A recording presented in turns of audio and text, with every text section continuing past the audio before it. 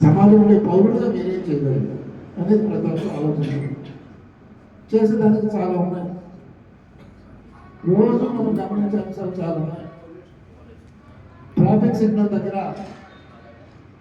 Free left అని ఉంటుంది, అందరూ తెలుసు. ట్రాఫిక్ సిగ్నల్ దగ్గర కొన్ని ప్రాంతాల్లో ఫ్రీగా లెఫ్ట్ వెళ్ళడానికి పోలీసు వాళ్ళు కొన్ని పెడతారు. కానీ మనం ఏం చేస్తాం, ఆ ఫ్రీ లెఫ్ట్లో వెళ్ళి కారు, జీపో, మోటార్ సైకిల్ అడ్డం పెడతాం. దానికి పెద్ద కష్టపడాల్సిన అవసరం లేదు, వేరే వాళ్ళ చేత చెప్పించిన అవసరం లేదు. పోలీసు యంత్రాంగం ఫ్రీ లెఫ్ట్ ఇచ్చింది ఎందుకంటే త్వరగా అందరూ వెళ్ళిపోతే అక్కడ ట్రాఫిక్ అనేది తగ్గుతుంది.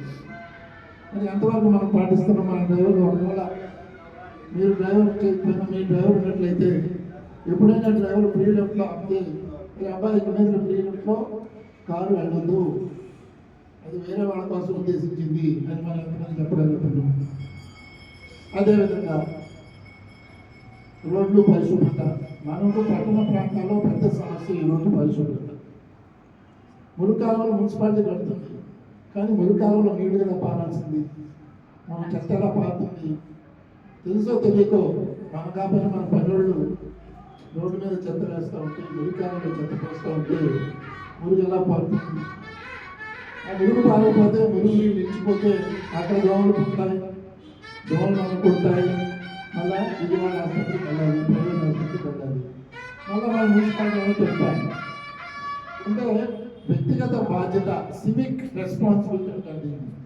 ప్రతి ఒక్కరూ మన చేతైన పని మనం చేయాల్సిన పని. ప్రభుత్వానికి చేయగలరు, వాళ్ళు మనం చేయగలిగినట్లయితే అవసరం వివేకానంద స్ఫూర్తికి వారు చెప్పిన మాటకి మనం గౌరవం వచ్చి వారికి మంచి నివాళి చేసుకోవాలి. అది మనం ఆచరణ